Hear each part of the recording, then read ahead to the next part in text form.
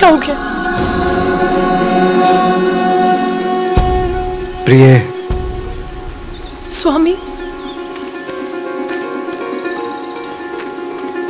स्वामी, मैंने एक शिशु की आकृति देखी, जैसे वो मेरे साथ लुक्का छुपी खेल रहा हो। फिर मैंने उसे चित्रित करना प्रारंभ किया। उससे एक प्रकाश निकला और ये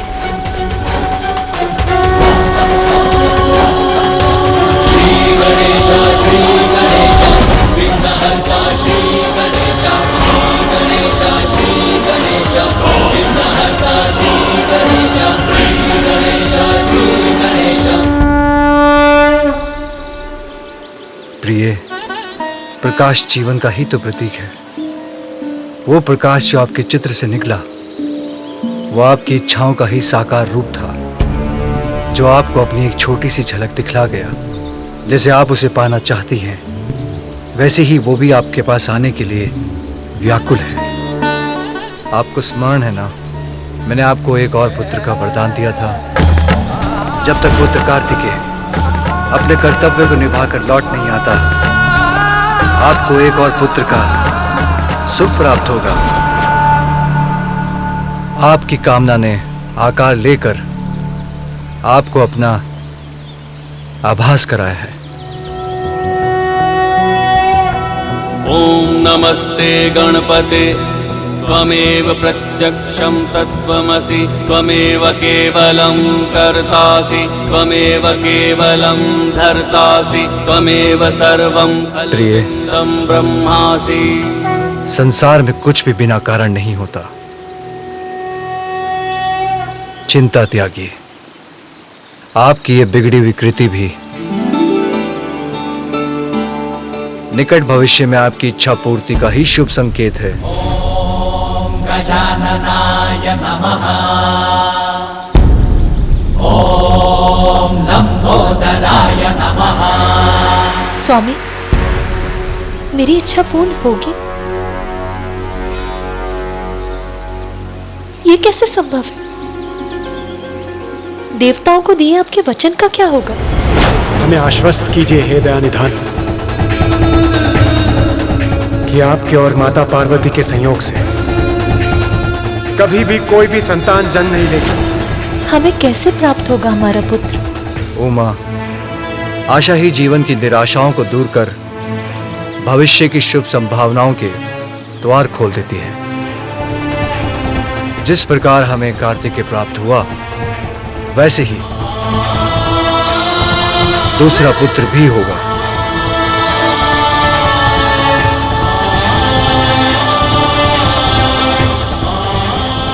किंतु उसके लिए आपको कुछ विशेष करना होगा प्रिय। क्या करना होगा स्वामी? देवताओं को दिए आपके वचन से कैसे मुक्ति मिलेगी? पुण्य व्रत।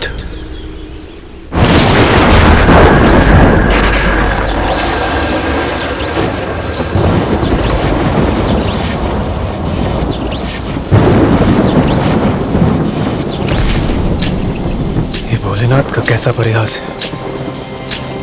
संतान की प्राप्ति, वो भी पुण्यक व्रत से। ये कैसे संभव है? भला आज तक केवल पूजा से किसी को संतान की प्राप्ति हुई? संभव है देवेश्वरी। आपको पुण्यक व्रत कर श्री हरि को प्रसन्न करना होगा, क्योंकि श्री हरि तो निराशा के अतल सागर से भी आशा के मोती चुन लाते हैं, असंभव को संभव बना देते हैं। किंतु स्वामी, श्रीहरि विष्णु तो मेरे भ्राता हैं। मैं उनसे जो मांगूंगी वो सहज ही प्रदान कर देंगे। फिर किसी व्रत की क्या आवश्यकता है? सत्य है, किंतु संसार में कुछ भी प्राप्त करने के लिए कठोर साधना करनी पड़ती है। आपका ये व्रत संपूर्ण सृष्टि के सामने एक उदाहरण होगा। यदि यही आवश्यक है तो मैं पुण्यक व्रत अवश्य करूंगी। किंतु पुण्यक व्रत लंबी अवधि की कठोर साधना से ही संपन्न होता है पार्वती। ये व्रत आपको अकेले ही करना होगा। इतने लंबे समय तक मेरे साथ से वंचित रहने का कष्ट उठा सकेंगी आप?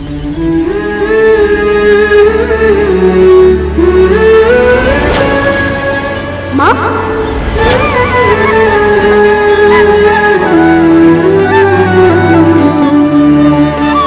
आपसे दूर रहने का कष्ट तो असहनीय होगा स्वामी, किंतु कुछ समय तक आपसे दूर रहकर जीवन भर अपने पुत्र का साथ तो प्राप्त कर सकूंगी मैं।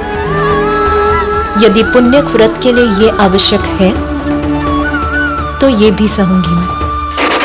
नारायण नारायण इंद्रदेव, नारायण नारायण।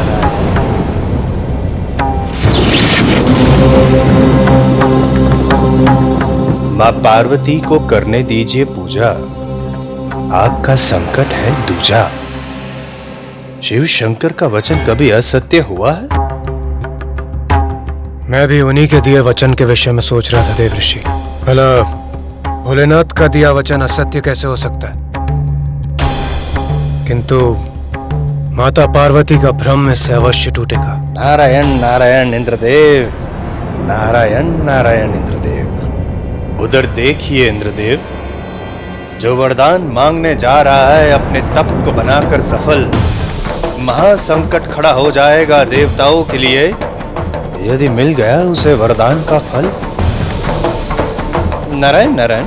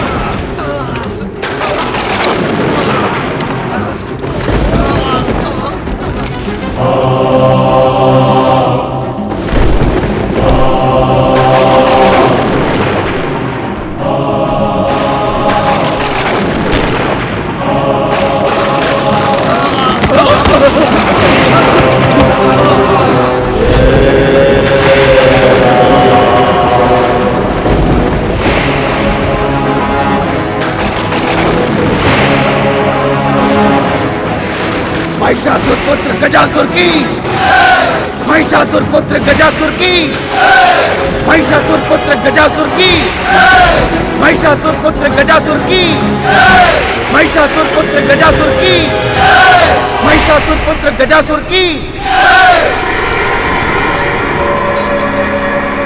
महिषासुर पुत्र गजासुर की, महिषासुर पुत्र गजासुर की, महिषासुर पुत्र गजासुर की, महिषासुर पुत्र गजासुर की, महिषासुर पुत्र गजासुर की, महिषासुर पुत्र गजासुर की।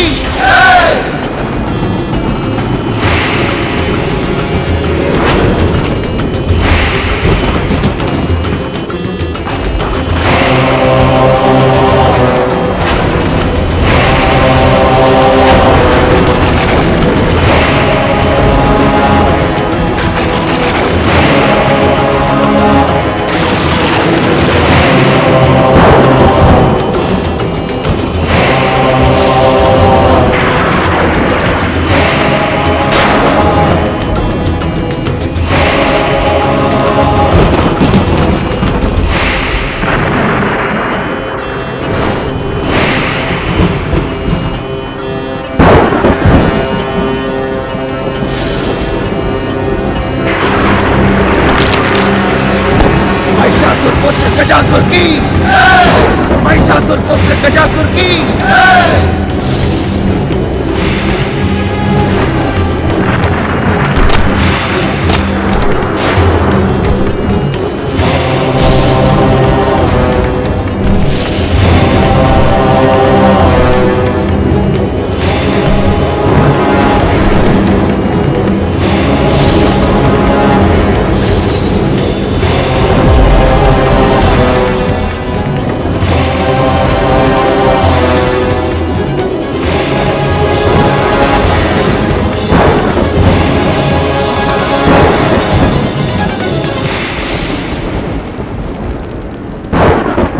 भोलेनाथ, ये प्रारंभ है मेरे तप का। मैं आपको प्रसन्न करूंगा, आपका कृपा पात्र बनूंगा। देवता भी मुझे त्रिलोक विजेता बनने से न रोक सके। ऐसा वरदान देने के लिए आपको बाध्य कर दूंगा प्रभु।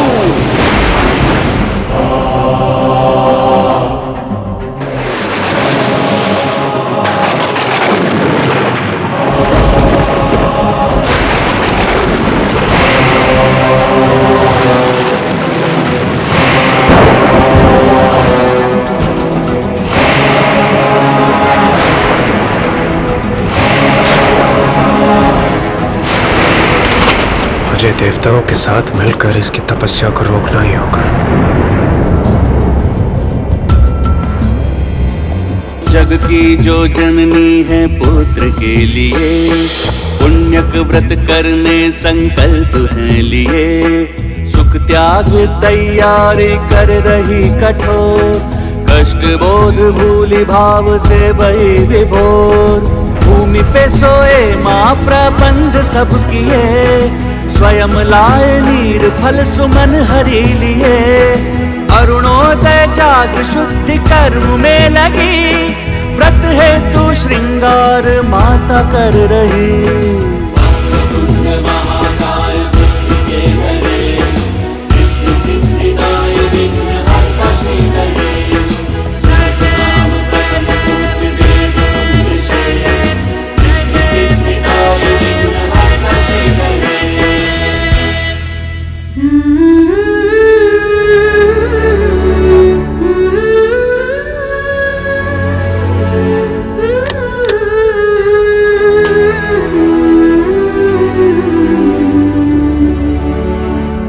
सखी पार्वती, सनत कुमार पधार चुके हैं।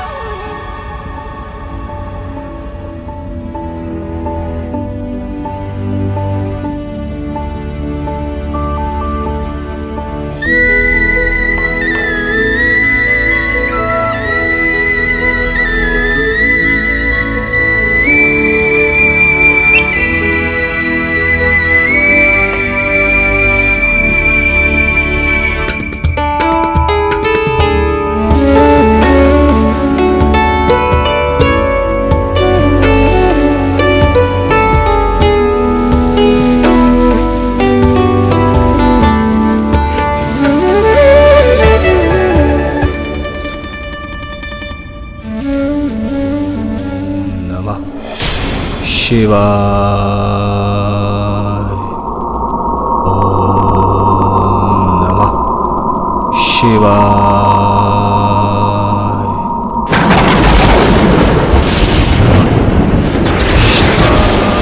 गजासुर का तप प्रबल होता जा रहा है। इस प्रकार तो ये महादेव का वरदान प्राप्त कर हमारे लिए महान संकट का रूप ले लेगा।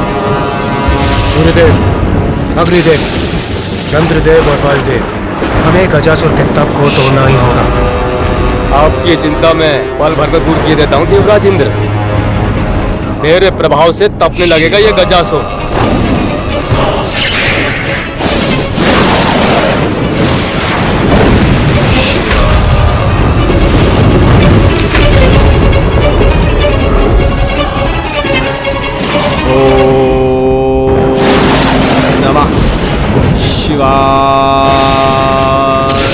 अग्निदेव विफल हुए, किंतु मेरा तेज कभी विफल नहीं होता।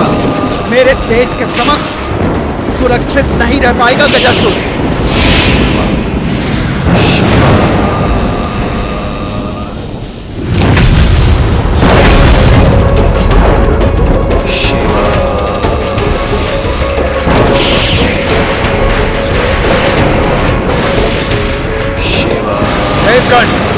इससे पहले कि गजासुर और भी शक्तिशाली बन हमारी महिमा को चिन्ह भिन्न करे, उसके पूर्व हमें अपनी सारी शक्तियों को एकत्रित कर इस पर पार करना होगा। इसके तप को सफल होने से रोकना होगा हमें।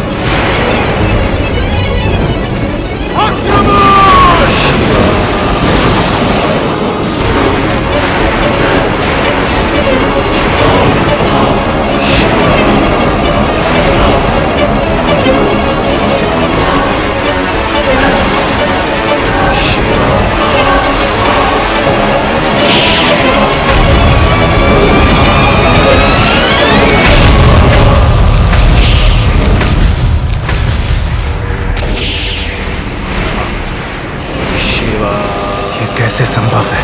देवता होकर भी हम उस गजासुर को उसके तप से डिगा नहीं पाए।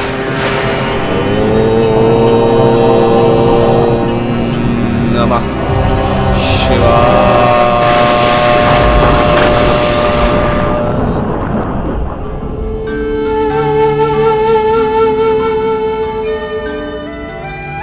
देवी पार्वती, विधिवत रूप से व्रत का आरंभ करने के पश्चात यदि उसमें किसी प्रकार का विघ्न उत्पन्न होगा तो अनर्थ होगा। आप आश्वस्त रहे ऋषिवर, मैं अभी निर्विघ्न व्रत संपन्न करने का उपाय किए देती हूँ। कैलाश के रक्षक, महादेव के वाहन, सौम्य और बलवान, आइए नंदी।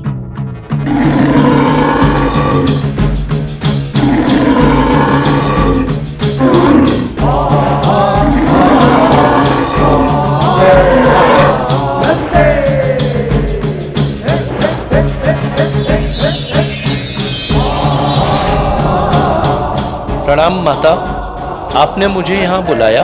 नंदी, मैं तुम्हें अपने व्रत स्थल की रक्षा का दायित्व देती हूँ। मेरा व्रत पूर्ण होने तक यहाँ किसी का प्रवेश नहीं होना चाहिए। किसी का से मेरा अर्थ है यहाँ कोई नहीं आना चाहिए। जो आज्ञा माता, आप निश्चिंत रहें। आपके व्रत में मैं कोई भी बाधा नहीं आने दूंगा। यहाँ कोई प्रवेश नहीं कर सकता। इसकी बैल बुद्धि इतना स्पष्ट आदेश समझ सकेगी?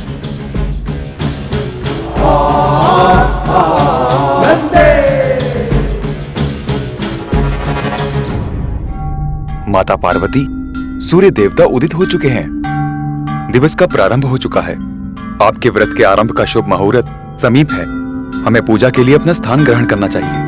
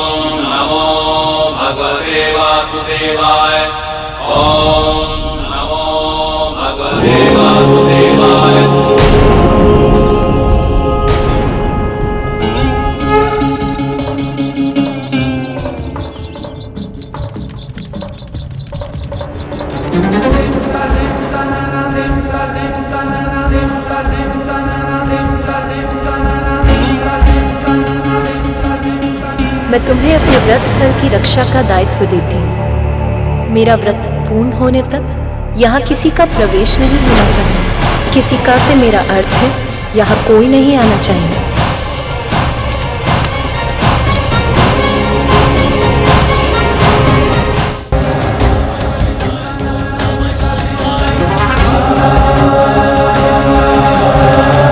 मेरा व्रत पूर्ण होने तक यहाँ किसी का प्रवेश नहीं होना चाहिए। ओम नमो भगवते वासुदेवाय। ओम नमो भगवते वासुदेवाय। ओम नमो भगवते वासुदेवाय। ओम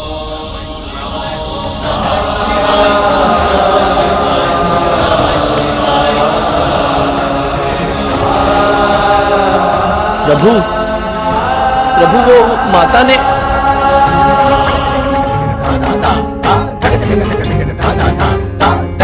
प्रभु तो रुके ही नहीं। अब माता के पुण्यक व्रत का क्या होगा? मैं शिव शंकर की अर्धांगिनी पार्वती आज संकल्प लेती हूँ कि क्षमा करें माता, नंदी आपको दिए अपने वचन को निभा न सका।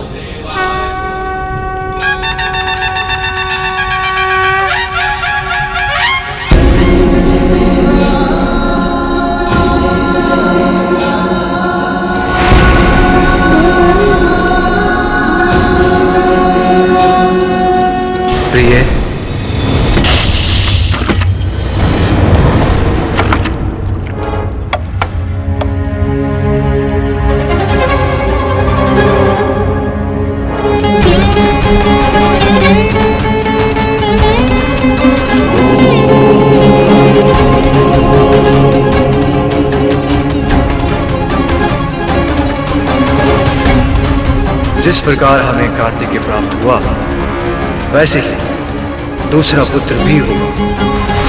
क्या करना होगा स्वामी? पुण्य व्रत। यदि यही आवश्यक है तो मैं पुण्यक व्रत अवश्य करूंगी। किंतु पुण्य व्रत कई दिव्य वर्षों की कठोर साधना से संपन्न होता है।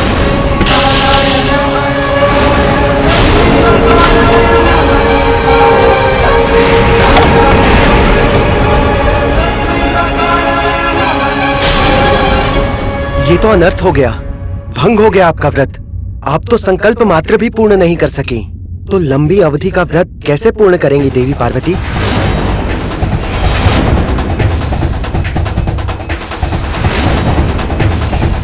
आपने भीतर कैसे प्रवेश किया स्वामी? मैंने तो नंदी को आदेश दिया था कि मेरा व्रत संपन्न होने तक वो किसी को भी यहाँ ना आने दे। नंदी मेरे प्रति निष्ठावान, मेरा वाहन, मुझे कैसे रोक सकता है प्रिय? मेरे विश्वास को खंडित कर दिया नंदी ने। मैं समझ गई कि स्वामी के समक्ष उसके लिए मेरे आदेश का कोई मूल्य नहीं है।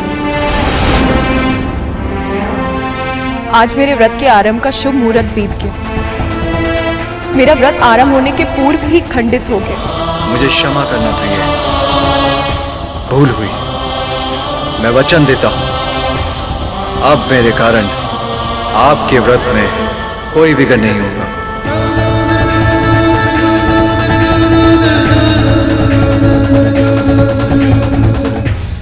आरंभ में ही व्रत का खंडित होना, क्या ये इस बात का संकेत है कि मेरे दूसरे पुत्र पाने की कामना कभी पूर्ण नहीं होगी?